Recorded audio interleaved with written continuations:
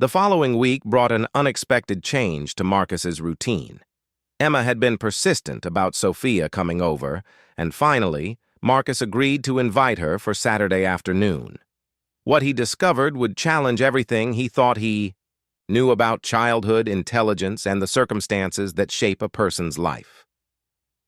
Sophia arrived at the Wellington mansion in an old, beaten-up car driven by a woman who looked exhausted beyond her years. Marcus watched from his study window as the woman spoke quietly to Sophia before driving away in a vehicle that clearly had seen better decades. When Maria, their housekeeper, brought Sophia to the living room, Marcus was struck again by the girl's remarkable presence. Despite being surrounded by luxury that most adults would find impressive, Sophia showed no signs of being intimidated or overly amazed. Instead, she looked around with the calm observation of someone taking mental notes. "Your home is very beautiful, Mr. Wellington," Sophia said politely. "Emma told me about your library. She said it has over 3,000 books. Would you like to see it?" Marcus found himself offering personally rather than having Maria show the girls around. As they walked toward the library, Sophia asked thoughtful questions about the architecture of the house, the artwork on the walls, and even commented on the efficient layout of the rooms. Her observations were so mature that Marcus had to remind himself he was talking to an 8-year-old. The library was Marcus's pride and joy, a 2-story room with floor-to-ceiling shelves filled with everything, from classic literature to modern business texts, scientific journals, and rare first editions. Emma immediately ran toward the children's section, but Sophia stopped in the center of the room, slowly turning in a circle as she took it all in. "This is incredible," she whispered, and for the first time she sounded like the child she was. "I've never seen so many books in one place." "Feel free to look around," Marcus said. "Take any book that interests you." What happened next surprised him completely. Instead of heading toward age-appropriate books, Sophia gravitated toward the science and mathematics sections. She pulled out a college-level physics textbook and began flipping through it with obvious understanding. "Sophia," Marcus said carefully, "that's a very advanced book. Are you sure you want to look at that one?" She looked up at him with those wise eyes. "I know it's not meant for kids my age, but I understand most of it. My mom taught me a lot before." She paused, then continued more quietly. "Before things got difficult." Marcus felt a chill run down his spine. "What kind of things did your mother teach you?" Sophia set the book down carefully and looked directly at him. "My mom has a PhD in theoretical physics from MIT. She used to work for NASA before I was born. She taught me calculus when I was 6, and we used to work on quantum mechanics problems together for fun." The room fell silent except for Emma's cheerful humming as she looked through picture books across the room. Marcus stared at Sophia, trying to process what she had just told him. A homeless child whose mother was a former NASA scientist with a PhD from MIT? "Where is your mother now?" Marcus asked gently. Sophia's composure faltered slightly. "She's sick, really sick. She hasn't been able to work for 2 years and we lost our apartment 6 months ago. We've been staying in different places, sometimes in our car, sometimes in shelters. Mom tries to keep teaching me, but she's getting worse." Marcus felt something shift inside his chest. Here was a child genius living in circumstances he couldn't have imagined, being raised by a brilliant woman who had fallen through society's cracks due to illness. "What kind of sickness does your mother have?" he asked.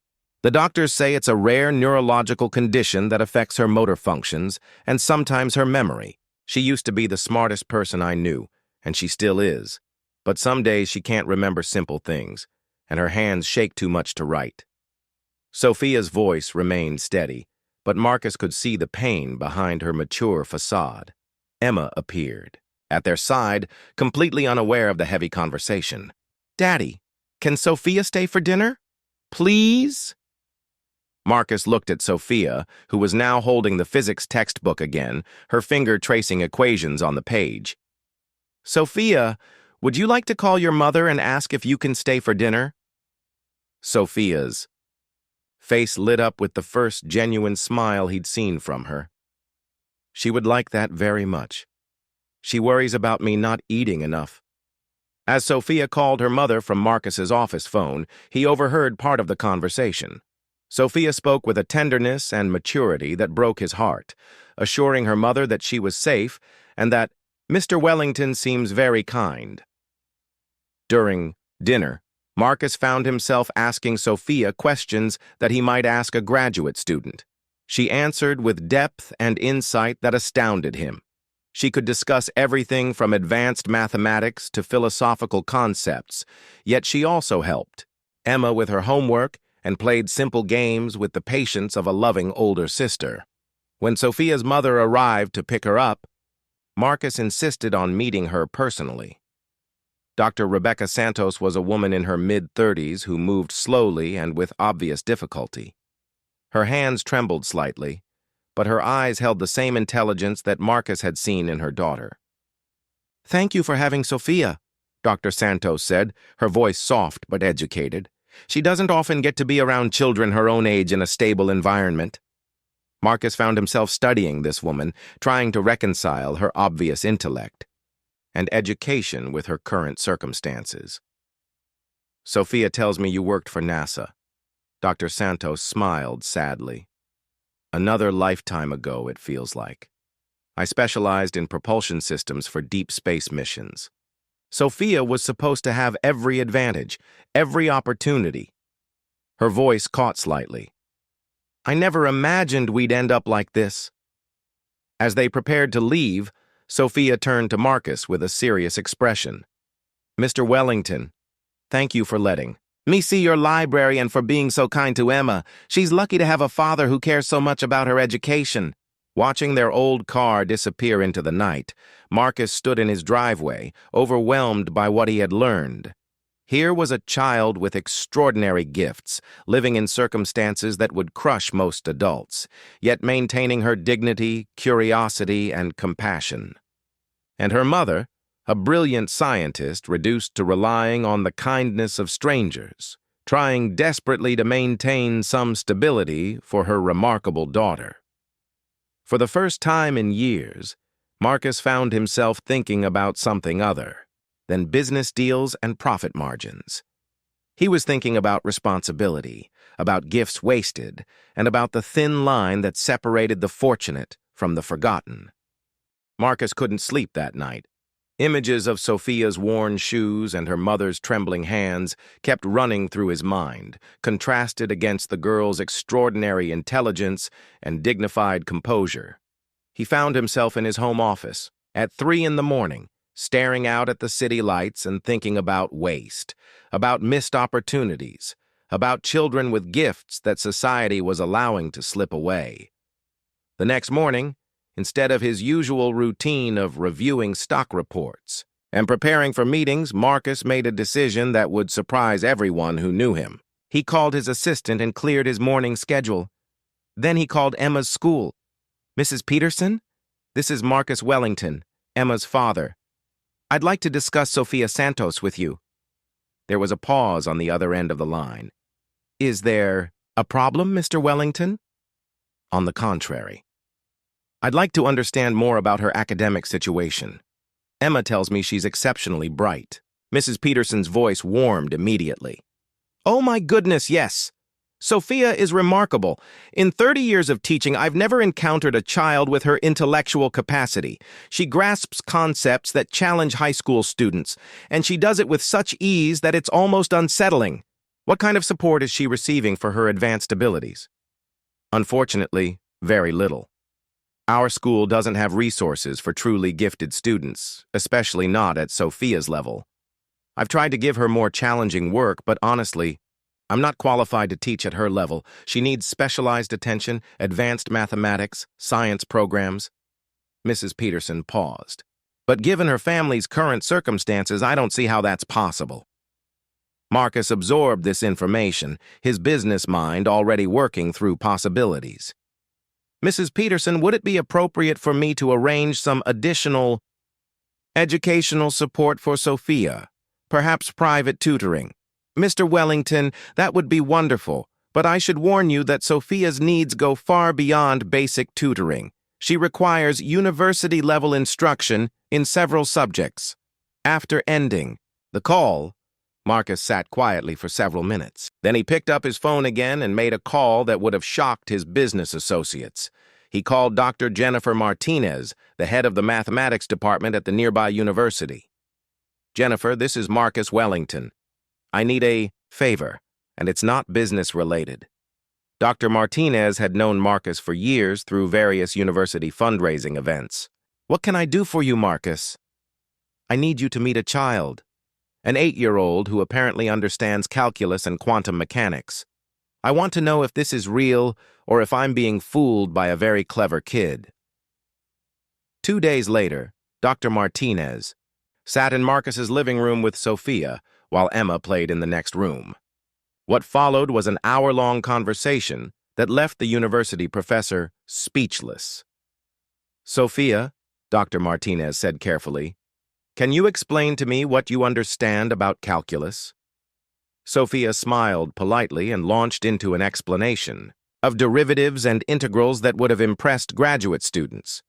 She drew diagrams on paper, explained concepts with clarity, and answered follow-up questions with ease. "What about physics?" Dr. Martinez asked, her voice growing more amazed by the minute. Sophia discussed quantum mechanics, relativity theory, and advanced thermodynamics with the fluency of someone who had spent years studying these subjects. More importantly, she didn't just recite information. She demonstrated genuine understanding and could apply concepts to solve problems. When Sophia excused herself to help Emma with a puzzle, Dr. Martinez turned to Marcus with wide eyes. "Marcus, this child is extraordinary, not just gifted, but genuinely exceptional. Her level of understanding rivals that of advanced undergraduate students, possibly even graduate students in some areas." "So, this is real?" "Absolutely real. But Marcus, she needs immediate and intensive educational support. A mind like this, without proper nurturing and challenge, could become frustrated, bored, or worse, could lose its edge. She belongs in advanced academic programs with resources that can match her abilities." Marcus nodded slowly. "What would that look like?" "Ideally, university-level coursework in mathematics and sciences, advanced tutoring, research opportunities.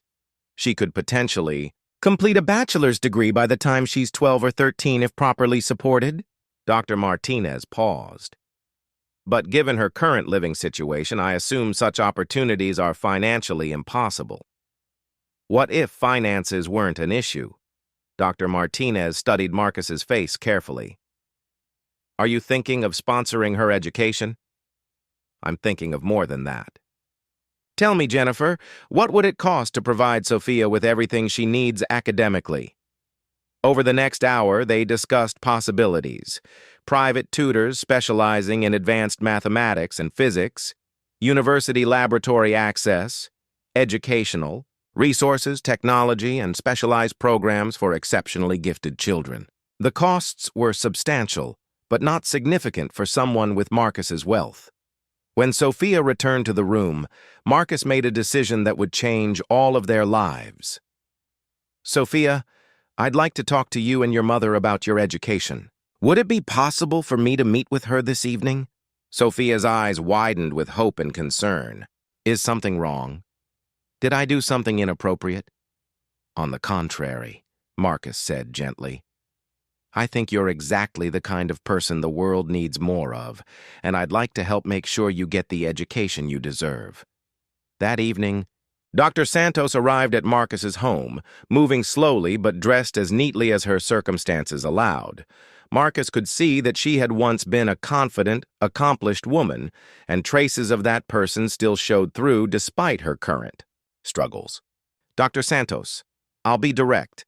Your daughter is extraordinarily gifted, and she's not receiving the education she needs or deserves." Rebecca Santos nodded sadly. "I know. I try to teach her what I can, but my condition makes it increasingly difficult. Some days I can barely think clearly, let alone provide her with advanced instruction." What if I were to arrange for Sophia to receive the best possible education? University-level tutoring, advanced coursework, everything she needs to develop. Her talents fully? Dr. Santos stared at him, her eyes filling with tears. Mr. Wellington, I appreciate your kindness, but we can't accept charity. I still have my pride, what little of it remains. Marcus leaned forward, his voice earnest. Dr. Santos, this wouldn't be charity. This would be an investment in the future. Sophia has gifts that could benefit all of humanity someday. Allowing those gifts to go undeveloped would be a tragedy that extends far beyond your family. But the cost would be insignificant compared to the potential return, not financial return, but the return of having a brilliant mind properly, prepared to contribute to the world. Sophia, who had been quietly listening, spoke up. Mom, I want to learn. I want to understand everything I can. And maybe someday I can help other people the way Mr. Wellington is trying to help us. Looking at her daughter's hopeful face, Dr. Santos struggled with the decision that would determine Sophia's future. The decision to accept Marcus's offer transformed not only Sophia's life, but also revealed the true extent of her extraordinary abilities. Within a week, Marcus had arranged for Sophia to be assessed by the most respected child, psychology, and education specialists in the country. Dr. Sarah Chen, a renowned expert in gifted education, conducted a comprehensive evaluation that left her stunned. Sophia's IQ tested at levels rarely seen in any population, and her academic abilities spanned multiple disciplines with university-level competency. Mr. Wellington, Dr. Chen explained during their meeting, Sophia's intellectual capacity is in the top fraction of 1% of the global population.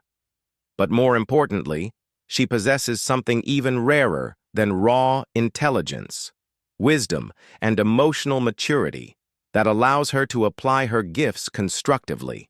The transformation began immediately. Marcus arranged for Sophia to attend regular elementary school for social interaction with peers, but her afternoons and weekends became filled with advanced tutoring sessions. Dr. Maria Rodriguez, a mathematics professor, worked with Sophia on calculus and advanced algebra. Dr. James Thompson, a physics researcher, guided her through complex scientific concepts. Dr. Lisa Park, a literature professor, helped develop her already impressive writing and analytical skills. What amazed everyone was Sophia's hunger for learning. She absorbed information at an incredible rate. But more than that, she asked questions that challenged even her university-level instructors. Sophia asked me yesterday about the practical applications of quantum entanglement in communication systems, Dr. Thompson told Marcus during one of their progress meetings. The question led to a discussion that kept me thinking all night. She has insights that some of my graduate students would never consider. Meanwhile, Marcus also addressed Sophia and her mother's living situation. He arranged for them to move into a comfortable apartment, ensuring Dr. Santos had access to medical care for her condition, and providing Sophia with a stable environment for her studies. However, the most significant change came when Sophia began tutoring other children. Emma had been struggling with mathematics, despite having access to the best private tutors money could buy. One afternoon, Sophia offered to help Emma with her homework, and within an hour, Emma understood concepts that had confused her for weeks. Sophia explains things differently than grown-ups do, Emma told her father excitedly. She makes hard things seem easy and fun. This gave Marcus an idea that would prove to change many more lives than just Sophia's. Sophia, Marcus said during one of their regular conversations, how would you feel about helping other children with their studies? Sophia's eyes lit up with enthusiasm. I would love that, Mr. Wellington. I think learning should be exciting for everyone, not scary or boring. Marcus arranged for Sophia to begin tutoring sessions with children from various backgrounds. What happened next? surprised everyone, including the education experts who were monitoring Sophia's development. Sophia had a natural gift for teaching that matched her intellectual abilities. She could break down complex concepts into simple, understandable parts, and she had an intuitive understanding of how different children learned best. More importantly, she approached each child with patience and encouragement, never making them feel stupid or inferior. Word of Sophia's remarkable teaching abilities spread quickly. Parents who had struggled to find effective help for their children began requesting sessions with the 8-year-old tutor. Children who had been failing in mathematics began excelling. Students who had lost confidence in their abilities discovered a love for learning they never knew they had. Dr. Chen documented these tutoring sessions and was amazed by what she observed. Sophia has developed teaching methodologies that experienced educators would envy. She seems to instinctively understand each child's learning style and adapts her approach accordingly. But the real breakthrough came when Sophia began working with children from the local homeless shelter. Marcus had funded several educational programs for underprivileged children, and Sophia had asked if she could help with tutoring at these locations. What she discovered there would lead to a revelation that shocked everyone, including Marcus. At the Riverside Community Shelter, Sophia found herself working with children who, like her, had experienced homelessness and instability. These children often struggled in school not due to lack of intelligence, but because their chaotic living situations made consistent learning difficult. Sophia developed specialized techniques for helping these children catch up academically while also addressing the emotional challenges of their circumstances. She created games that made learning fun, developed memory techniques that helped children retain information despite distractions, and most importantly, she gave them hope that education could be their path to a better future. Sophia understands us in a way other teachers don't, explained Maria, a 10-year-old girl at the shelter. She knows what it's like when you don't have a quiet place to study or when you're hungry and can't concentrate. But she also shows us that we can still be smart and learn things, even when everything else is hard. The children at the shelter began showing remarkable improvement in their school performance. Teachers who had written off some of these children as problem students were amazed by their sudden academic progress. But Sophia's impact extended beyond just academic improvement. She became a role model, showing children that their current circumstances didn't define their potential. She proved that brilliance could emerge from the most unlikely places and that with proper support and encouragement, any child could achieve remarkable things. Marcus found himself visiting the shelter regularly, not just to check on the tutoring program, but because he was genuinely moved by what Sophia was accomplishing. He watched as she worked with children who reminded him of his own daughter, yet who faced challenges Emma would never have to experience. One afternoon, while observing Sophia's tutoring session, Marcus overheard a conversation that would change his perspective on success and responsibility forever. "Miss Sophia," asked Tommy, a 7-year-old boy whose family had been living in their car, "why do you help us when you could be doing harder, smarter things?" Sophia paused in her explanation of fractions and looked directly at the boy. "Tommy, helping you learn is the smartest thing I can do.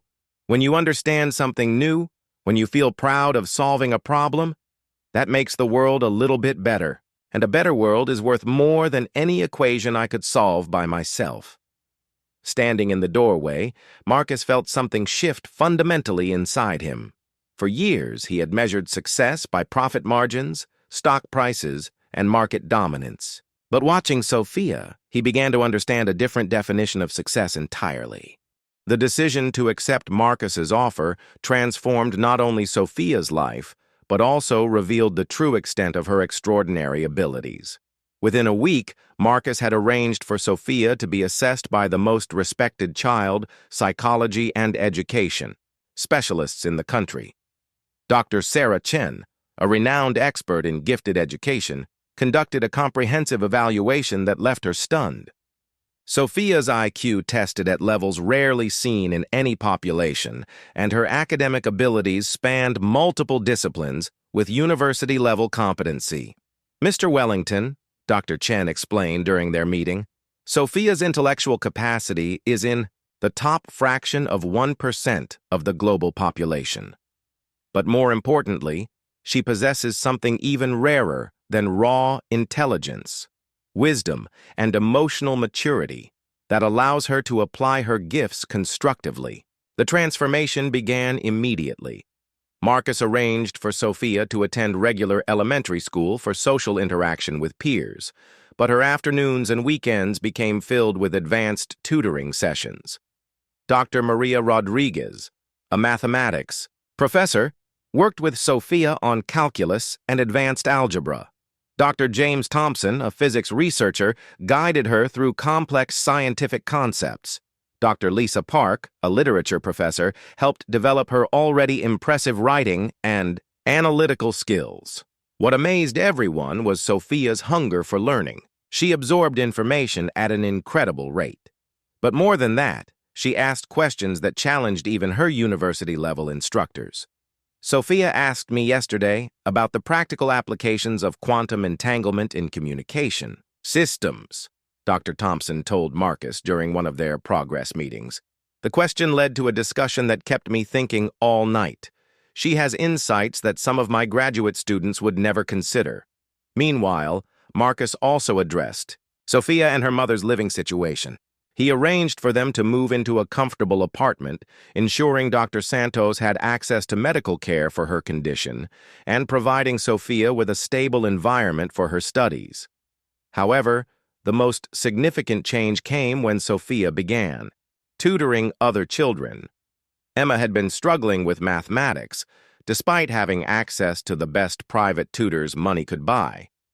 One afternoon, Sophia offered to help Emma with her homework, and within an hour, Emma understood concepts that had confused her for weeks. Sophia explains things differently than grown-ups do, Emma told her father excitedly. She makes hard things seem easy and fun.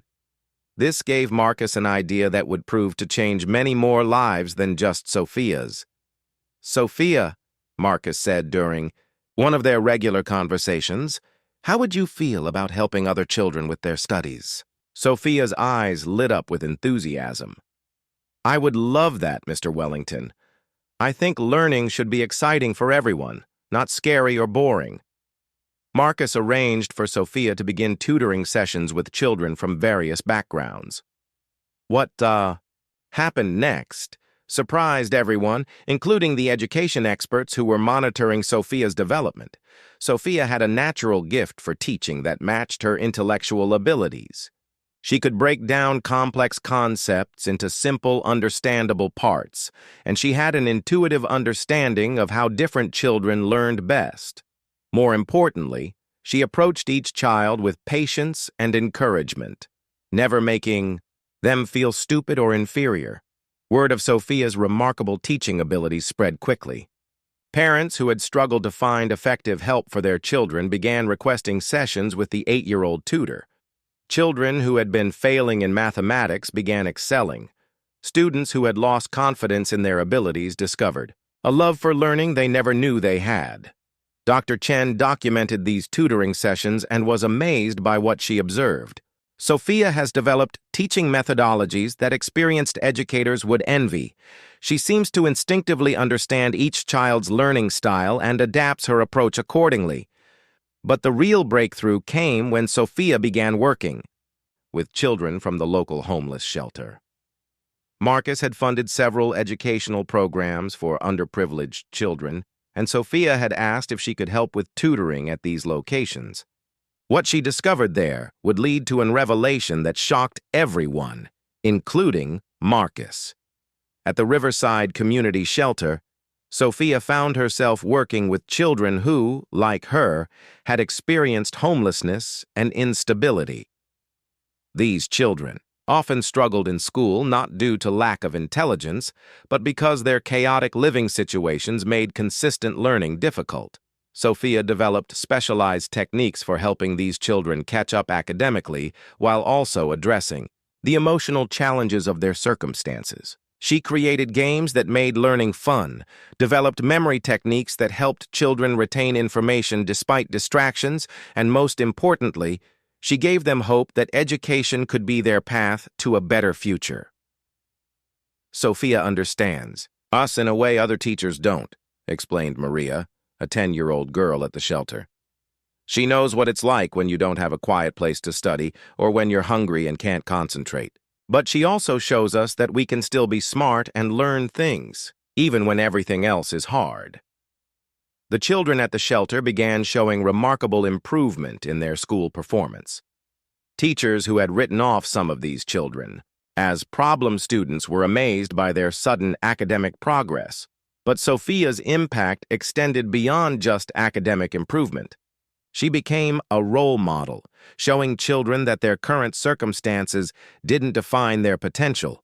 She proved that brilliance could emerge from the most unlikely places and that with proper support and encouragement, any child could achieve remarkable things. Marcus found himself visiting the shelter regularly, not just to check on the tutoring program, but because he was genuinely moved by what Sophia was accomplishing. He watched as she worked with children who reminded him of his own daughter, yet who faced challenges Emma would never have to experience. One afternoon, while observing Sophia's tutoring session, Marcus overheard a conversation that would change his perspective on success and responsibility forever. "Miss Sophia," asked Tommy, a 7-year-old boy whose family had been living in their car, "why do you help us when you could be doing harder, smarter things?" Sophia paused in her explanation of fractions and looked directly at the boy. "Tommy, helping you learn is the smartest thing I can do. When you understand something new, when you feel proud of solving a problem, that makes the world a little bit better, and a better world is worth more than any equation I could solve by myself." Standing in the doorway, Marcus felt something shift fundamentally inside him. For years, he had measured success by profit margins, stock prices, and market dominance. But watching Sophia, he began to understand a different definition of success entirely. 6 months after first meeting Sophia, Marcus found himself making the most important decision of his business career. He was sitting in his boardroom, surrounded by executives and lawyers, discussing a merger that would increase his company's value by billions. But his mind kept drifting to Sophia's tutoring session from the day before, where she had helped a homeless child discover a passion for science. Mr. Wellington, his chief financial officer, was looking at him expectantly. "Should we proceed with the acquisition?" Marcus looked around the table at faces focused solely on profit margins and market share. "I need some time to think about this." The room fell silent. Marcus Wellington never needed time to make business decisions. He was known for his quick, decisive choices and his single-minded focus on growth and profit. After the meeting, Marcus drove to the community shelter where Sophia was conducting her afternoon tutoring session. He found her in a small classroom, surrounded by 8 children of various ages, all completely absorbed in a mathematics lesson that she had somehow made fascinating. "Now, who can tell me why understanding percentages might be important in real life?" Sophia asked the group. Tommy, the 7-year-old who had been struggling with basic addition just months before, raised his hand excitedly. "If you know percentages, you can figure out if someone is trying to cheat you when they tell you about discounts." Sophia smiled proudly. "Excellent, Tommy. What else?" Maria, the 10-year-old girl, added, "You can calculate tips for restaurant workers, and you can understand statistics on the news so people can't lie to you with fake numbers." Marcus watched as Sophia guided these children through concepts that many adults found challenging, but more importantly, he saw how she was teaching them to think critically, to question, and to see the practical value of education in their daily lives. After the tutoring session, Marcus approached Sophia as she was cleaning up. "Sophia, can I ask you something?" "Of course, Mr. Wellington." "What do you want to do when you grow up?" Sophia considered the question seriously, as she did everything. "I want to solve problems that help people live better lives. Maybe I'll become a scientist who develops new medical treatments, or an engineer who designs better ways to provide clean water to places that need it. Or maybe I'll become a teacher who helps other smart kids who don't have opportunities. What if you could do all of those things? Sophia tilted her head, curious. What do you mean? Marcus sat down in one of the small chairs, bringing himself to Sophia's eye level. What if there was a way to use education and business together to help solve big problems? What if smart people could work together to make the world better while also creating successful companies? That sounds wonderful, Sophia said, her eyes lighting up with interest. Is that possible? Marcus smiled. I'm beginning to think it might be. That evening, Marcus called an emergency meeting with his executive team. What he proposed shocked everyone in the room. I want to restructure our company's mission, Marcus announced. We're going to become a social impact corporation, dedicating a significant portion of our resources and profits to educational initiatives and community development.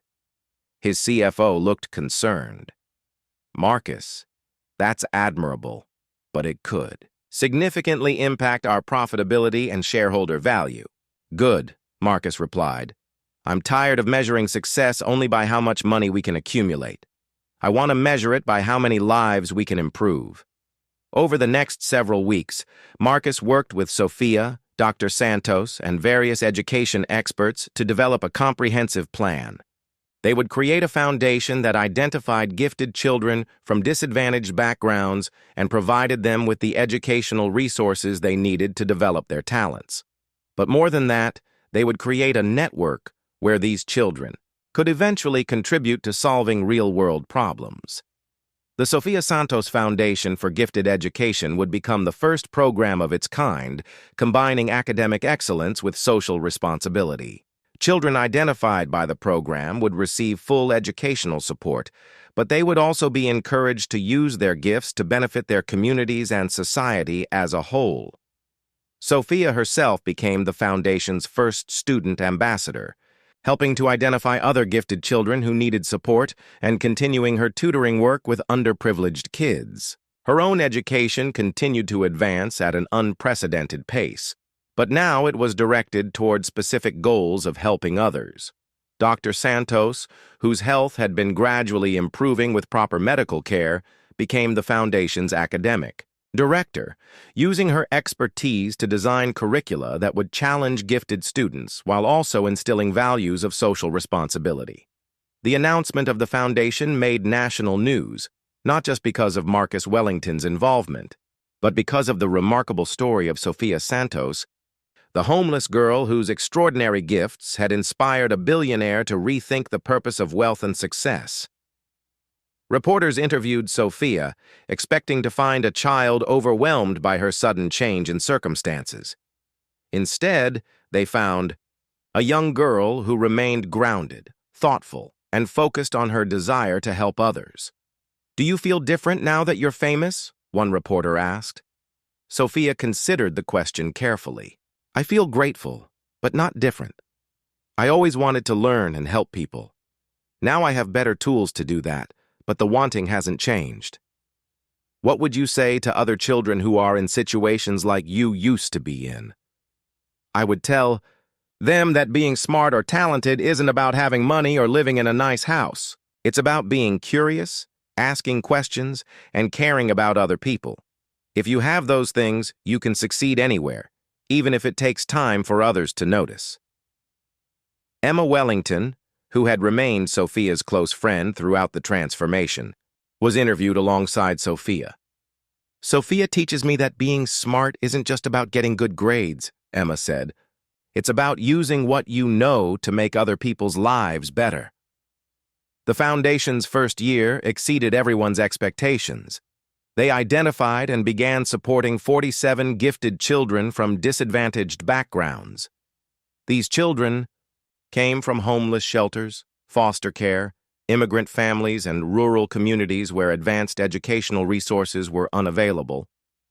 But the most remarkable development was the network effect that Sophia had predicted. The children in the program began helping each other, sharing knowledge, collaborating on projects, and developing solutions to problems in their own communities. Marcus found himself more energized and fulfilled than he had been in years. His company's stock price had indeed dropped initially when investors learned of his new priorities, but it had recovered as consumers and employees responded positively to the company's social mission. More importantly, Emma was thriving. Surrounded by children who valued learning and helping others, she had developed a passion for environmental science and was already talking about using her future inheritance to expand her father's foundation work. 1 year after first meeting, Sophia. Marcus stood in the same community center where he had first watched her tutor homeless children.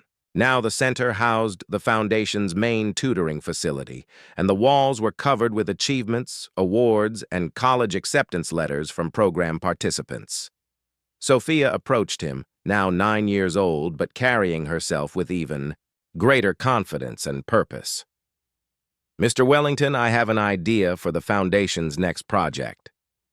2 years after their first meeting, Marcus stood before an audience of educators, philanthropists, and world leaders at the Global Education Summit.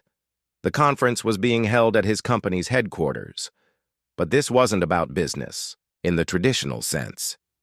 This was about the revolution in education that had begun with one homeless girl and her extraordinary gift for teaching. "Ladies and gentlemen," Marcus addressed the packed auditorium, "I want to tell you about the most important lesson I've learned in 44 years of life.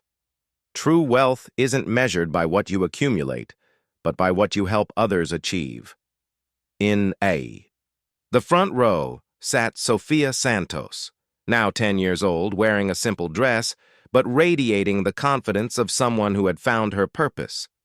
Beside her sat Dr. Rebecca Santos, whose health had stabilized with proper medical care, and who now served as the chief academic officer of the Sophia Santos Foundation. Emma Wellington sat on Sophia's other side, the two girls having become inseparable, friends and academic partners. Behind them sat representatives from 12 countries who had come to learn about the Foundation's model and implement similar programs in their own nations.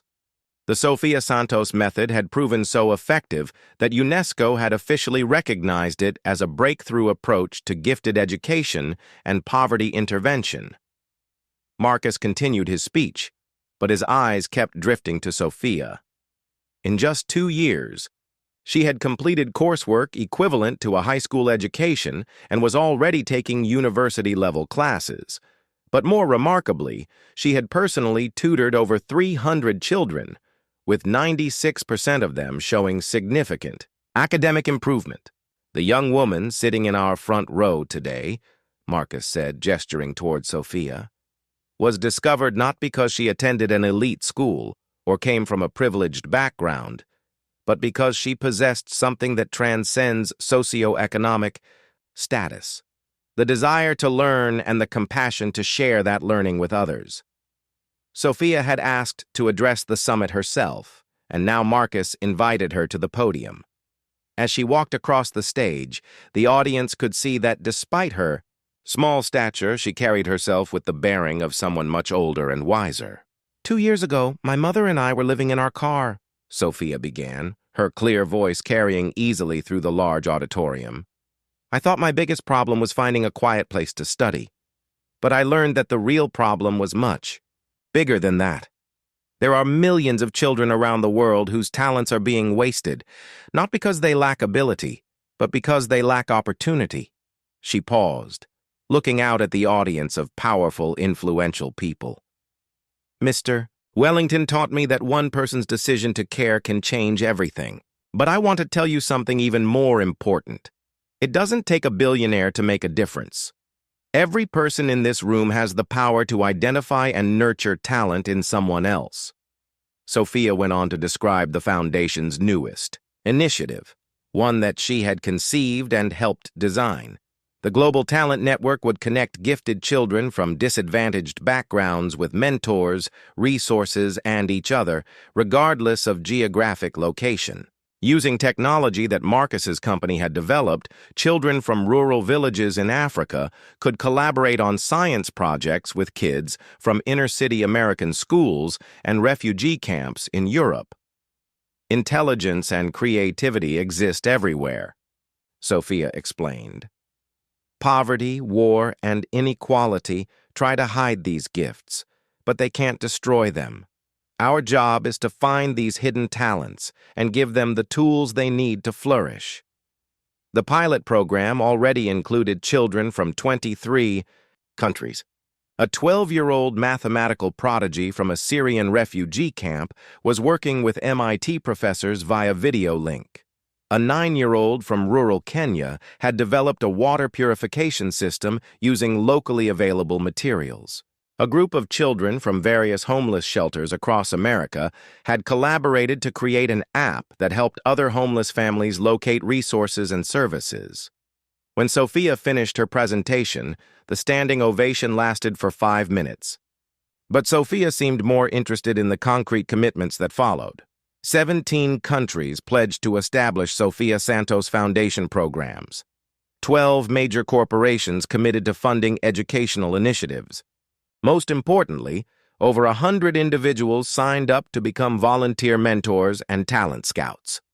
After the summit, Marcus found Sophia in the foundation's new headquarters, a building that had once housed his company's marketing department, but now served as a global center for gifted education. She was working with a group of children via video conference, helping them with an advanced physics problem while simultaneously reviewing college applications from foundation students. "Sophia," Marcus said when she finished her session, "do you ever miss having a normal childhood?" Sophia considered the question with her characteristic thoughtfulness. "I don't think my childhood was ever going to be normal, Mr. Wellington. Being homeless wasn't normal. Having a brilliant mother who couldn't take care of herself wasn't normal. Being able to understand calculus at age 6 wasn't normal." She smiled. "But this feels right. Helping other kids, learning new things every day, working on projects that might actually matter. This feels like exactly what I'm supposed to be doing." Emma joined them, carrying a stack of applications from children seeking foundation support.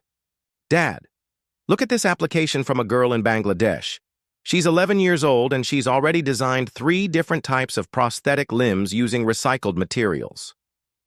Marcus looked at his daughter, who had grown into a thoughtful, passionate young woman under Sophia's influence. Emma was now co-directing the Foundation's youth mentorship program, having discovered her own gifts for organization and inspiring others. That evening, the 3 families, the Wellingtons, the Santos family, and Maria the housekeeper, who had become like family to them all, gathered for dinner as they did every Sunday. The conversation, as always, centered around the Foundation's work and the remarkable children they were supporting. Dr. Santos shared updates on a 14-year-old, former foster child who had just been accepted to Stanford University with a full scholarship. Emma excitedly described a collaboration between Foundation students that had resulted in a new method for teaching literacy to refugee children. Sophia listened to it all with quiet satisfaction, occasionally offering suggestions or asking thoughtful questions. As dessert was served, Sophia made an announcement that surprised everyone. "I've been thinking about my future education. Dr. Martinez thinks I could start working on my PhD in applied physics next year when I turn 11. Marcus nearly choked on his coffee. "Sophia, that's incredible. But are you sure you're ready? For that level of academic pressure?" Sophia shook her head. "I'm not going to pursue the PhD yet. I want to spend the next few years focused on the Foundation. There are too many children who need help right now. And I think I can do more good by continuing to develop our programs and training other tutors." Dr. Santos looked at her daughter with a mixture of pride and amazement. "Sophia, you could be the youngest PhD graduate in history. Are you sure you want to delay that?" "Mom, degrees and records don't matter. Impact matters. In 5 years, I want to look back and see that we helped 10,000 children discover and develop their gifts. A PhD will still be there when I'm ready for it." Marcus felt his eyes misting over as he listened to this extraordinary child who possessed not only remarkable intelligence but wisdom that many adults never achieved.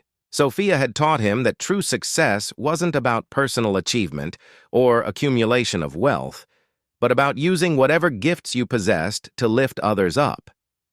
6 months later, Marcus received a call that would validate everything Sophia had predicted about the foundation's impact.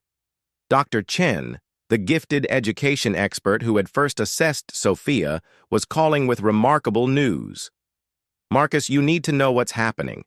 We're seeing a phenomenon we've never documented before. Children who have been tutored by Sophia or trained in her methods are developing teaching abilities themselves. We have 8-year-olds successfully tutoring other children, teenagers who are designing curricula that rival those created by professional educators. It's as if Sophia's gift for teaching is somehow transferable." Marcus smiled, thinking of Sophia's latest project, training a network of young tutors who would each be responsible for identifying and nurturing other gifted children. She had created a self-perpetuating system of talent development that could potentially reach every corner of the globe. That evening, as Marcus tucked Emma into bed, she asked him a question that perfectly captured the transformation their family had undergone. "Dad, do you think you would have been as successful in business if you had started by trying to help people instead of trying to make money?" Marcus considered this carefully.